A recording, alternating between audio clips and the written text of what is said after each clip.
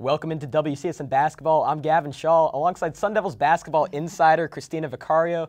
And Kristina, the Sun Devils just had a rough road trip, losing to Colorado and Utah in consecutive games. Utah in embarrassing fashion, 86-63 was the final. The offense struggled all weekend. Kristina, why was that?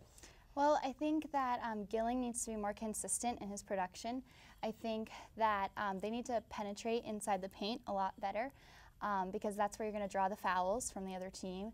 And I think that the turnovers are a huge problem, and they need to diminish those. Right, and one of the real problems with getting to the lane was Jahi Carson, supposedly one of the best in the country doing that. Really inefficient from the field against Utah, struggled to finish at the rim. He gets there, but he's just not able to put it in the basket once he does. Now I want to move on a little bit. The rotation has been a big issue for Sun Devils fans, extremely inconsistent. Igor Kulichov, I can count on one hand the number of minutes he's played in Pac-12 play, and suddenly he's playing huge minutes in a big game against Utah. Why was that? Well, I think Igor looked very looked like he had a lot of potential from the start, right. But I'm actually confused as to why Sendek isn't playing him more, because when he does play, he's a power player and he gets inside the paint like we were talking about, and he came up big against the Utah.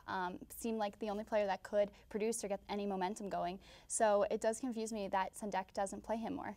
Right, and another big issue for the Sun Devils has been rebounding. In Pac-12 play, on average, they're out-rebounded by about 10 rebounds per game in road losses.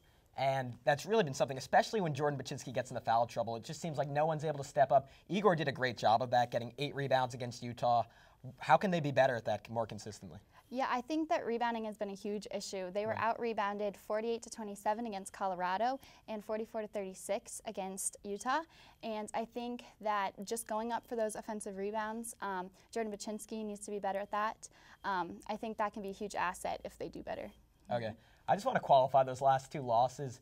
Going into those 2 games, Utah and Colorado combined only had 2 home losses at home. It's not the worst for the Sun Devils, and definitely not a death sentence to their NCAA Tournament hopes. Kristina, how are those hopes looking right now? Will Sun Devils fans be sweating it out on Selection Sunday, or you think they'll be comfortable? I think there's some level of comfort. I think they're still 32nd in RPI, ranked 32nd. Right.